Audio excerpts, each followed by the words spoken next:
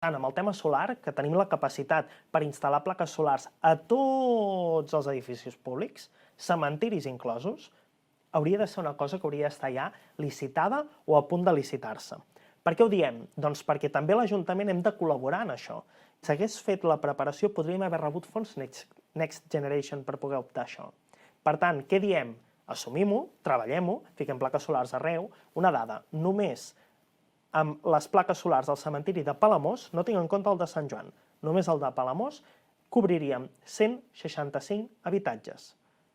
La llum de 165 habitatges. Aquesta col·laboració que faria només el cementiri de Palamós és espectacular. Imagini's tots els edificis públics que tenim a l'Ajuntament. Això, si no es fa ara o si no es licita, és una de les coses que farem des de Junts per Catalunya.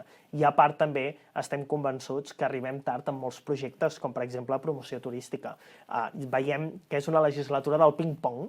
Estem veient que en municipis veïns, com per exemple Sant Feliu de Guíxols o Calonge i Sant Antoni, i també Palafrugell, s'estan donant subvencions, i Begur també, s'estan donant subvencions a través dels fons Next per turisme. Palamós, 0. Només ens donen 800.000 euros per una barca que serà utilitzada també com a centre escola. A veure, i és de la Fundació Pro Mediterrània, per tant no és ni de l'Ajuntament directament.